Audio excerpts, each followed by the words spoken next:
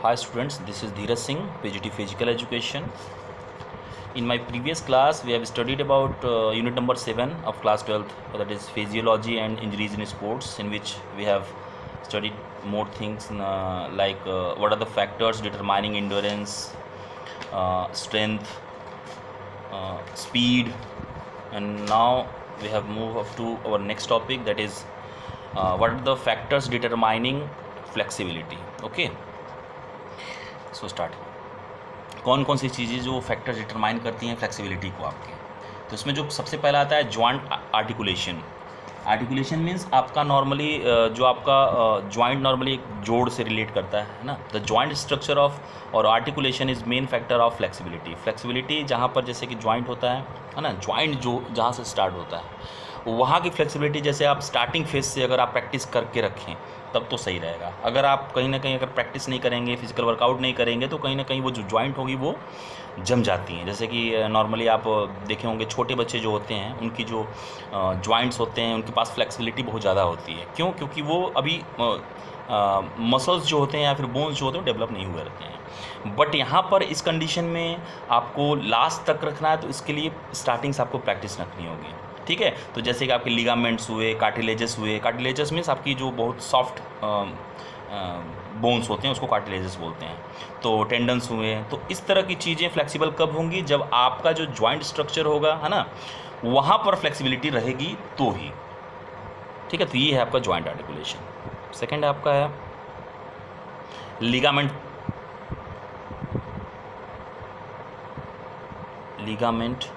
Elasticity. Ligament elasticity means ligament जैसे जानते हैं, लिगामेंट होता क्या है? दो और उससे ज़्यादा बोन्स को ज्वाइंट करने में। लिगामेंट कनेक्ट्स टू और मोर बोन्स अराउंड द जॉइंट के पास इकट्ठा करने में ये होता है, लिगामेंट काम करता है। More the elasticity of ligament, जितना ज़्यादा इलास्टिसिटी होगी लिगामेंट की उतना ज़्यादा फ्लेक्सिबिलिटी आपके पास रहेगी। नहीं है लिगामेंट के पास इलास्टिसिटी तो आपके पास फ्लेक्सिबिलिटी 9 के बराबर रहेगी। ओके, नेक्स्ट है आपका muscle stretchability.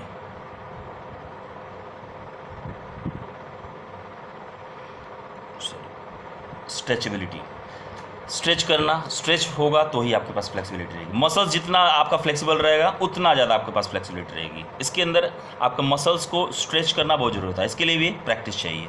Without practice you can do nothing. आप नहीं कर सकते कुछ अगर आपके पास स्ट्रेचेबिलिटी नहीं होगी तो, और वो भी खासतौर पर मसल्स की। ओके, तो मोर is the range of joint movement दस हेल्पफुल इन फ्लेक्सिबिलिटी। यही है आपका मसल स्ट्रेचेबिलिटी मीन्स मसल्स आपके जितना स्ट्रेच करेंगे फ्लेक्सिबिलिटी आपकी उतनी ज़्यादा अच्छी रहेंगी। नेक्स्ट आपका डिजीजेस और इंजरी। डिजीजेस और इंजरी क्यों? Many types of diseases affect flexibility like Parkinson's, है ना, आर्थराइटिस। इस तरह की बीमारियां जो होती हैं जॉइंट से रिलेटेड वो कहीं ना कहीं दिक्कतें कर जाती हैं। हाँ, injury can also affect the flexibility of individual. अगर आप इंजर्ड हैं, आपके पास कोई बीमारी ऐसी कुछ है आर्थराइटिस से रिलेटेड या आर्थराइटिस जैसी हो, तो आपकी फ्लेक्सिबिलिटी कहीं ना कहीं अफेक्ट कर जाती है। नेक्स्ट आपका है एज। जैसा कि मैंने अभी बताया, छोटे बच्चे जो होते हैं मोर फ्लेक्सिबल होते हैं। हाँ, बच्चे मोर फ्लेक्सिबल होते हैं, एडल्ट्स की तुलना में मोर फ्लेक्सिबल होते हैं। अगर वो बचपन से ही चिल्ड्रन एज से ही प्रैक्टिस स्टार्ट कर दें या फिजिकल वर्कआउट करें फ्लेक्सिबिलिटी को अपने अच्छा करने के लिए, तो वो आगे भी बेहतर कर पाएंगे। ठीक है ना, तो एज कह सकते हैं कि डायरेक्टली रिलेट करता है फ्लेक्सिबिलिटी को। नेक्स्ट आपका है जेंडर भी अफेक्ट करता है। Females have more flexible body. जो फीमेल्स होती हैं उनके पास मेंस की तुलना में, है ना, ज़्यादा फ्लेक्सिबिलिटी होती है। क्यों? उनका एनाटॉमिकल स्ट्रक्चर ही ऐसा होता है। ठीक है, सेवेंथ है आपका वार्मिंग अप। मैंने बताया हुआ आप लोग को वार्मिंग अप क्या होता है। किसी भी गेम को खेलने से पहले फिजिकल वर्कआउट करते हैं हम। क्यों? उस गेम के अकॉर्डिंग ढलने के लिए। तो आप नॉर्मली अगर सुबह उठ के जाके दौड़ना स्टार्ट कर दें, खेलना स्टार्ट कर दें, तो कहीं ना कहीं इंजरीज़ के चांसेस ज़्यादा रहते हैं। अगर वार्मिंग अप करते हैं तो अपनी बॉडी को आप थोड़ा सा फ्लेक्सिबल बना पाएंगे, है ना। तो यह वार्मिंग अप जो होता है बहुत ही ज़रूरी होता है। कि अकॉर्डिंग टू गेम आप थोड़ा सा उसके ढल जाएं, ठीक है। नेक्स्ट आपका है हेरिडिटी। हेरिडिटी मीन्स अनुवांशिकता आपकी पेरेंट्स के हिसाब से, है ना। ये कहीं ना कहीं काम करता है। Heredity is also related with flexibility as it joint structure and its articulation is related with heredity. ये होता है कभी कभी, ठीक है। नेक्स्ट आपका देखिए effects of exercise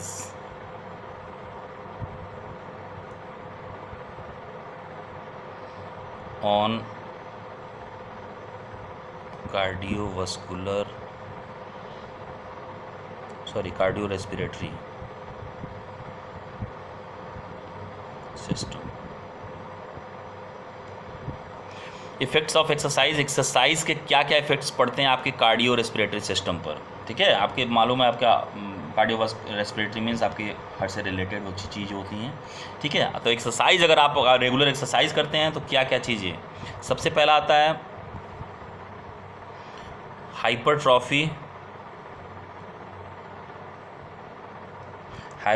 of heart. Hypertrophy of heart क्या है? With regular exercise the hypertrophy means enlargement of heart आपका जितना इनलार्ज होगा, है ना, उतना ही आपका स्ट्रोक वॉल्यूम इंक्रीज होगा। स्ट्रोक वॉल्यूम मैंने बताया हुआ आपको, ठीक है। तो आपका स्ट्रोक वॉल्यूम हमेशा तभी इम्प्रूव होगा जब आपका हाइपरट्रॉफी या फिर हार्ट का जब इनलार्जमेंट होता है, ठीक है। तो इनलार्जमेंट अगर होगा तो आपका नॉर्मली है कि आपका जो कार्डियोवास्कुलर या कार्डियो रेस्पिरेटरी सिस्टम है वो अच्छे से काम करना स्टार्ट होगा, क्योंकि आप सांस अच्छे से ले पाएंगे, ठीक है। नेक्स्ट आपका है increased cardiac output. Cardiac output मैंने बताया हुआ है। कार्डियक आउटपुट क्या होता है कि is amount of blood pumped out in 1 minute. 1 minute में कितना आपका ब्लड जो होता है पंप्ड करता है, उसके बारे में कार्डियक आउटपुट बताता है। तो इंक्रीज आउटपुट, जब भी कार्डियक आउटपुट आपका इंक्रीज कर जाएगा तो आपका जो कार्डियो रेस्पिरेटरी सिस्टम है वो अच्छा कर पाएगा, है ना, क्योंकि stroke volume by heart rate पर minute regular training increases the cardiac output. अगर आप ज़्यादा वर्कआउट करते हैं तो आपका उतना ही ब्लड पंप करेगा, जितना ब्लड पंप करेगा आपका रेस्पिरेटरी सिस्टम जो रहेगा वो अच्छा होकर जाएगा, ठीक है। नेक्स्ट आपका resting pulse increases.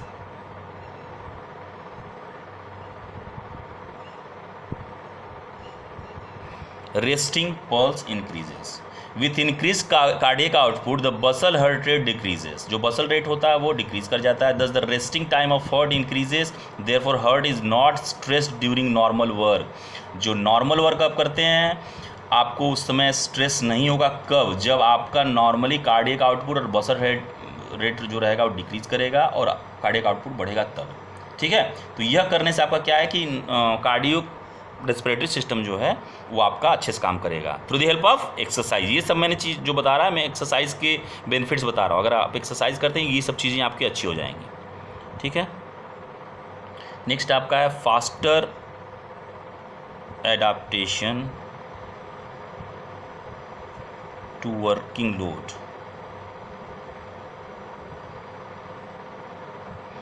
Faster adaptation to working load, ये क्या है? In a trained person the heart can adapt to working load quickly. जो एक ट्रेंड पर्सन होता है वो किसी भी काम को अडॉप्ट करने की क्षमता उसके पास ज़्यादा रहेगी, एक नॉर्मल एक बिगिनर से ज़्यादा रहेगी। एक स्टार्ट करता है पर्सन, उनको उतना वो अडॉप्ट नहीं कर सकते वो कोई चीज़, अपने हार्ट को अपने ब्रीथिंग को कंट्रोल नहीं कर सकते, वो थोड़ा सा दौड़ेंगे थक जाएंगे वो।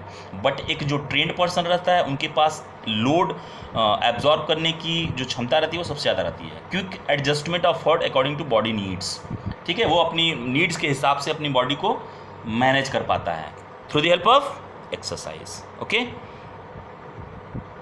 नेक्स्ट आपका है return of normal pulse quickly. देखिए ये नॉर्मल आप लोग भी एग्जांपल के तौर पे समझ सकते हैं कि एक बिगिनर जो रहे, एक स्टार्टिंग फेज पर जो रहे, जैसे मैं कभी नहीं दौड़ता हूँ, अगर मैं दौड़ूंगा अगर मुझे 100 मीटर दौड़ा दिया गया तो मैं नॉर्मल होने में, एक जैसा मैं स्टार्टिंग दौड़ने से पहले था वो होने में मुझे बहुत समय लगेगा। But through the help of exercise, जो एक रूटीन जिसका है, जो रेगुलर दौड़ता है, तो अपने पल्स को वो जल्दी ही मैनेज कर लेगा और आराम से हो जाएगा। वो कब? जब एक्सरसाइज करता रहेगा, उसके पास प्रैक्टिस रहेगी, हैव सफिशिएंट प्रैक्टिस, है ना, तो वो कहीं ना कहीं अपने पल्स को नॉर्मली रिलैक्स्ड कर सकता है। ठीक है, through the help of exercise. क्योंकि आप नॉर्मली करेंगे, एक दिन दौड़े, 2 दिन दौड़े, 3 दिन दौड़े, आप दौड़ेंगे तो आपको थोड़ा सा नॉर्मल होने में समय लगेगा। बट अगर आप रूटीन में हैं, 2 महीना 4 महीना कर लिए, तो आपको नॉर्मल तुरंत हो जाएंगे। आप थोड़ा सा समय लगेगा, ठीक है, लेकिन आप नॉर्मल तुरंत हो जाएंगे through the help of exercise. Okay, छठा, इंक्रीजेस इन हीमोग्लोबिन।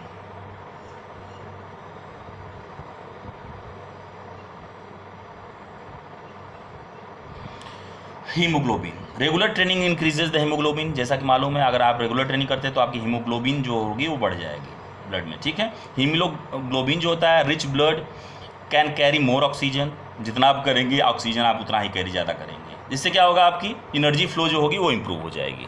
ठीक है, एक्सरसाइज करने से।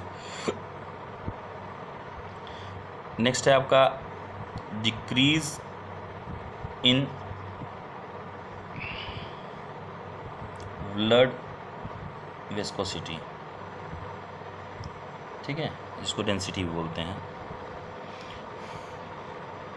द ब्लड विस्कोसिटी डिक्रीजेस, जब कम होता है, प्लाज्मा कंटेंट इंक्रीजेस, प्लाज्मा जो होगा वो बढ़ेगा। ठीक है, therefore there is an easy and fast flow of blood through capillaries, moreover faster circulation of blood. Faster circulation आपका जो रहेगा ब्लड का, वो ऑटोमेटिक बढ़ जाएगा। कब? जब आपका जो ब्लड डेंसिटी रहेगी वो घटेगी तब। ठीक है, आठवां है आपका रेस्पिरेटरी मसल।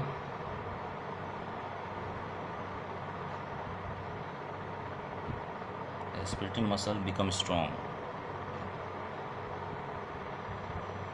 ऑब्वियस है कि रेस्पिरेटरी मसल्स स्ट्रॉन्ग रहेगी तो आप भाई, आपका जो रेस्पिरेटरी कार्डियो रेस्पिरेटरी सिस्टम है वो अच्छा रहेगा। कब?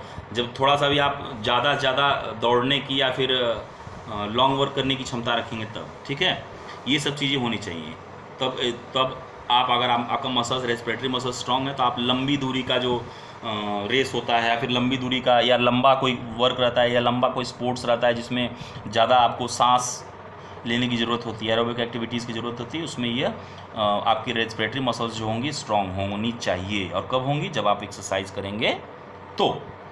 ठीक है, 9th आपका इंक्रीज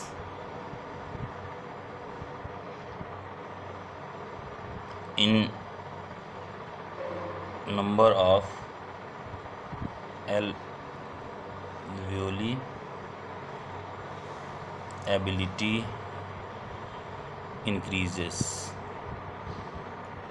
एल्वोली मैंने बताया हुआ था आपको, है ना।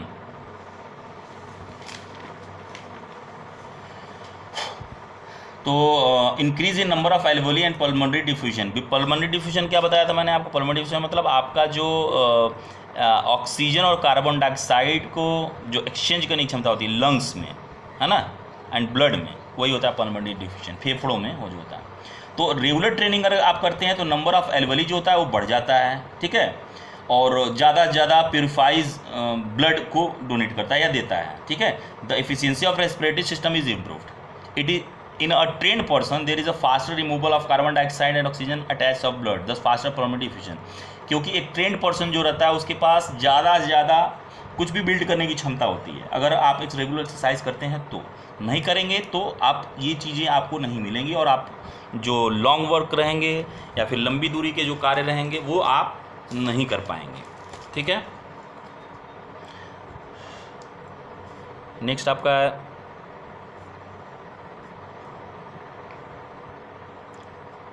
Maximal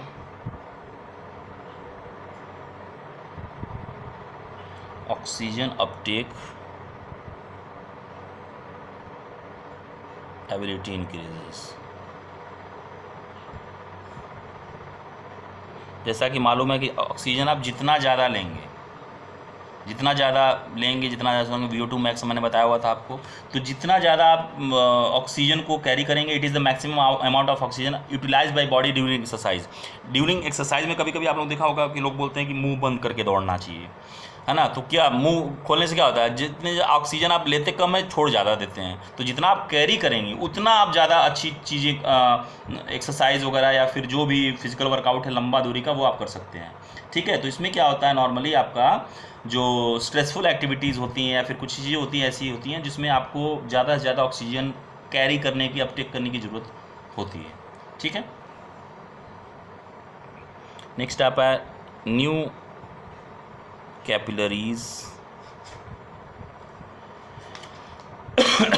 are formed.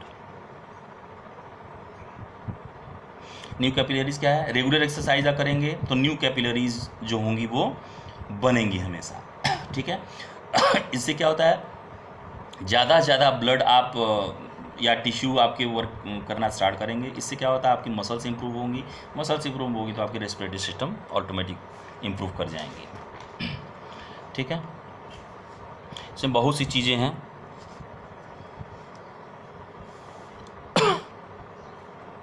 Sorry,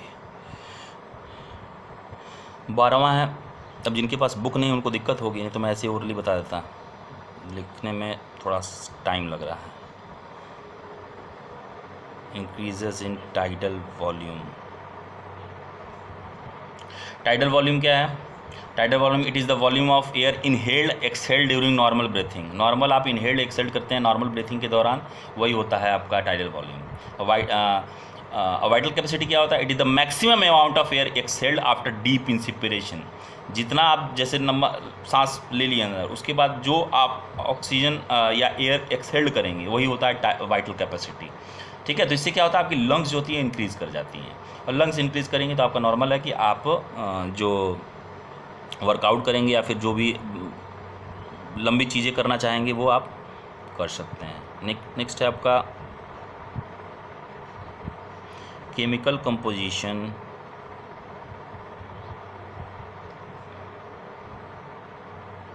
of blood improves. Chemical composition of blood improve, जैसा कि मालूम है कि ब्लड RBC WBC है ना, तो आपका जो ब्लड रहेगा एक्सरसाइज करने से ये सब चीज़ें जो होती हैं, प्लाज्मा, RBC WBC, ये सब चीज़ें इंक्रीज़ कर जाती हैं। इससे ब्लड क्वालिटी भी आपकी जो होगी इम्प्रूव कर पाएगी। बहुत सी चीज़ें हैं, ठीक है। अभी ऑनलाइन क्लास में थोड़ा सा ये प्रॉब्लम है अभी, बट आप लोग के बेनिफिट के लिए मैं ये वीडियो बनाता हूँ, नहीं तो पढ़ा भी सकता हूँ ये सब चीज़ें।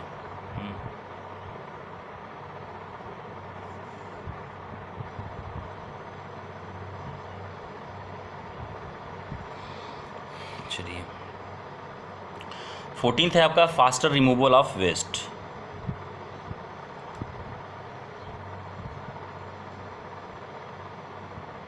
फास्टर रिमूवल ऑफ वेस्ट, अगर आप एक्सरसाइज करते हैं तो आपके वेस्ट मटेरियल्स जो हैं अंदर हैं वो पसीने के थ्रू या किसी चीज़ के थ्रू है ना, वो बाहर हो जाएंगे, है ना। और इससे क्या होगा, आपका जो डिजीजेस से या जर्म से लड़ने की क्षमता है वो बढ़ जाएगी through the help of exercise.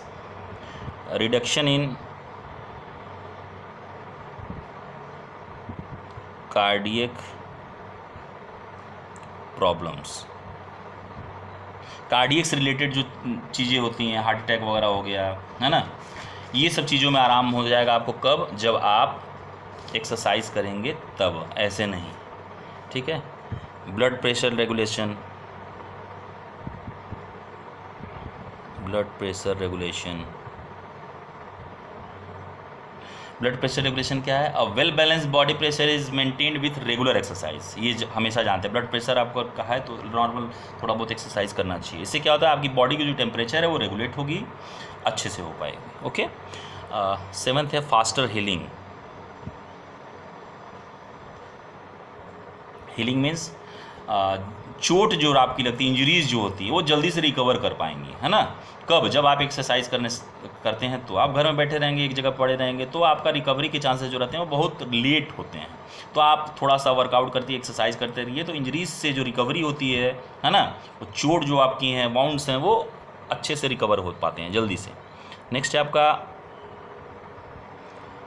Resistance power increases, लड़ने की जो क्षमता होती है, ठीक है, जो आपका इम्यून सिस्टम है ना, इम्यून सिस्टम कब इम्प्रूव होगा, जब आप रेगुलर एक्सरसाइज करते हैं तब। आजकल जैसे कोरोना का दौर चल रहा है, कोरोना काल में जी रहे हैं हम लोग, है ना। इसमें नॉर्मली ये कहा कि जो जिनका इम्यून पावर अच्छा नहीं है उन पर कोरोना या फिर कोविड-19 जो भी हो वायरस अटैक कर रहा है। तो आप रेगुलर एक्सरसाइज करते हैं, आपका इम्यून पावर अच्छा होगा, इम्यून पावर अच्छा होगा तो कोई भी बीमारियाँ, हेल्थ प्रॉब्लम्स, जैसे कि अभी तो मान लीजिए कोरोना चल रहा है और कोरोना में भी नॉर्मली कोल्ड कफ का चीज़ें सिम्टम्स हैं, तो वो चीज़ें आपकी नहीं होंगी। अगर आप रेगुलर एक्सरसाइज करते हैं तो आप अपनी इम्यून पावर को अच्छे से कर पाते हैं। कोल्ड कफ, अस्थमा, हेडेक, ये सब चीज़ें नहीं हो पाएंगी, ये सबसे आप बच सकते हैं, ठीक है। इंक्रीज, सॉरी ये नहीं दिखा होगा, रेजिस्टेंस पावर इंक्रीजेस है। अब ध्यान में मोबाइल पे नहीं देख पा रहा हूँ बार बार। Increase in aerobic endurance, increase in aerobic endurance. Aerobic जैसा कि मैंने बताया है वह एक्सरसाइज या फिर वह वर्कआउट जो कि विथ ऑक्सीजन के थ्रू होता है, वो एरोबिक होता है। इससे क्या होता है, आपकी थकान को आप दूर रख सकते हैं, ठीक है। तो आपकी जो एरोबिक इंडोरेंस है, हाँ, रेगुलर एक्सरसाइज के साथ ले में जो रहेगा वो लैक्टिक एसिड जो होता है वो कम प्रोड्यूस करेगा, ठीक है। जिससे क्या होता है, थकान आपकी थोड़ा सा कम improves metabolic system.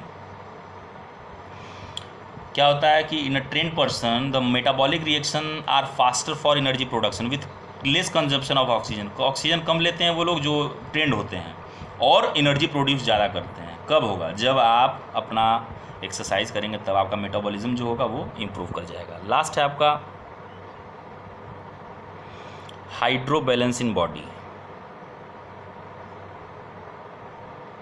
Hydro balance in body, hydro means आपका नॉर्मली वाटर से रिलेटेड। हाँ, कब होगा, जब आप एक्सरसाइज करेंगे तो आपको थोड़ा सा पानी की ज़रूरत पड़ेगी तब आप पानी पिएंगे, ओके।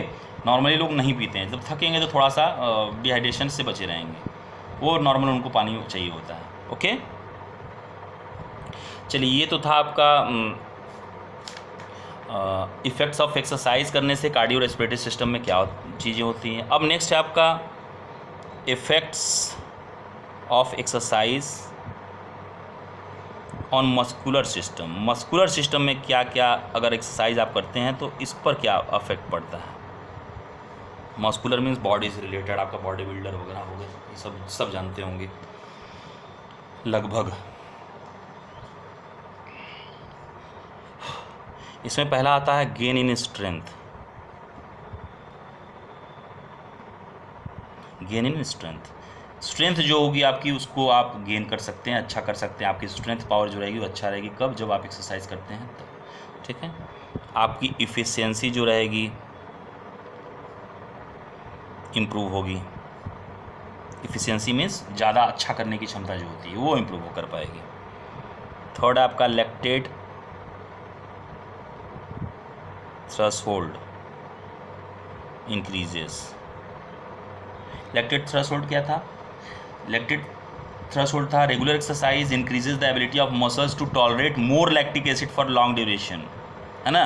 लॉन्गर ड्यूरेशन के लिए लैक्टिक एसिड जो होता है टॉलरेट होता है। Lactate threshold increases the muscles delay tiredness and fatigue.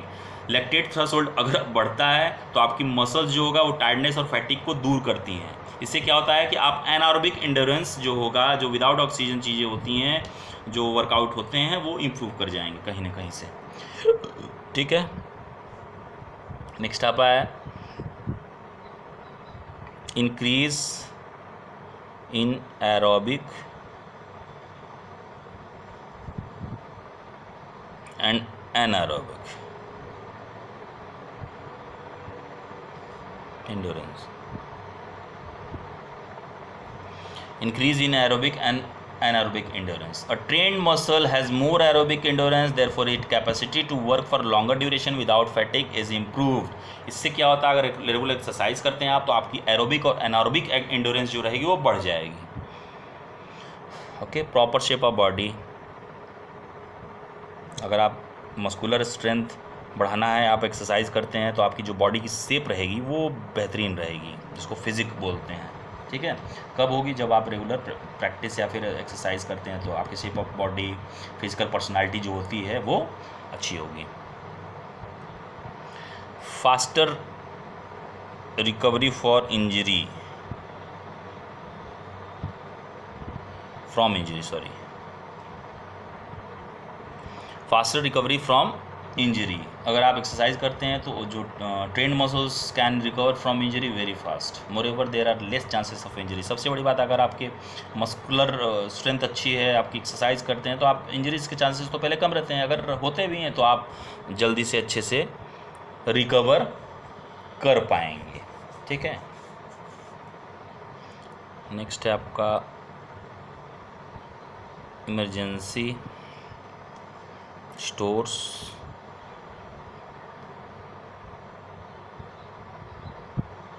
Of energy improve, ठीक है। The ATP and ADB normal mitochondria में पाए जाते हैं। आई होप आप लोगों ने जानते होंगे चीज़, mitochondria increases by which muscles can produce more energy. It also increases the oxygen depth, जो होता है कैपेसिटी वो बढ़ाती है। इससे क्या होता है, आपकी मसल्स की जो एफिशिएंसी रहती है वो बढ़ जाती है, ठीक है।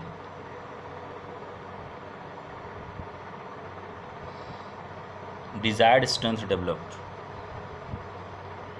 डिजायर्ड स्ट्रेंथ डेवलप मीन्स आपका जो डिजायर्ड स्ट्रेंथ आपको चाहिए वो कब बढ़ेगी? जब आप रेगुलर एक्सरसाइज करते हैं तो। नेक्स्ट आपका है faster responses,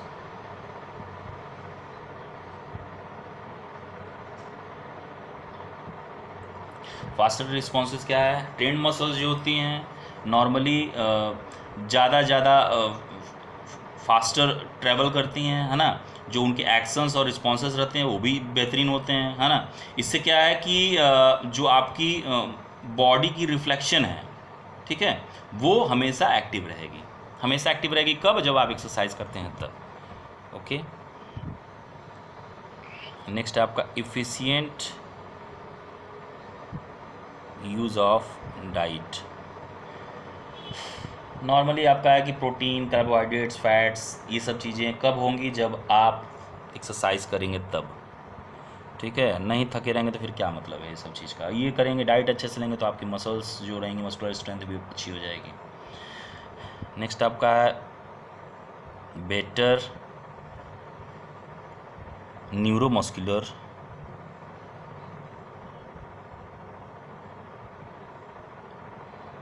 coordination, better neuromuscular coordination. ये क्या है? Regular exercises improve the neuromuscular coordination by which various skills can be performed efficiently, economically and accurately. अगर आप एक्सरसाइज करते हैं तो आपकी जो भी हैं स्किल्स वगैरह, है ना, जो आपके गेम है, जो आपके स्पोर्ट्स हैं, उसको आप एफिशिएंटली परफॉर्म कर सकते हैं, इकोनॉमिकली कर सकते हैं, एक्यूरेटली कर सकते हैं, अगर आपके पास एक्सरसाइज है तो, ठीक है। नेक्स्ट है आपका and last increases in muscle mass, increases in muscle mass. Regular exercise increases the muscle mass, जैसे increase in myoglobin content of muscle, thus controlling weight of a person. इससे क्या होता है? मसल मास आपकी improve होगी और आपका जो वेट रहेगा वो कंट्रोल में रहेगा। अगर आपके मसल मास इंक्रीज पे आप कंट्रोल नहीं कर पाते हैं तो आप थोड़ा सा हेल्दी हो जाएंगे, मोटे हो जाएंगे। तो मोटे हो जाएंगे तो आपके मस्कुलर स्ट्रेंथ का कोई मतलब नहीं रह जाता है जब आप फैटी हो जाएंगे। Muscular strength means total overall physique होता है, ठीक है। आज के लिए इतना ही, थोड़ा सा लंबा आज ये चल गया, आधे घंटे के करीब। नेक्स्ट आपको स्पोर्ट्स मेडिसिन के बारे में बताऊंगा, ओके। तब तक के लिए थैंक यू, बाय।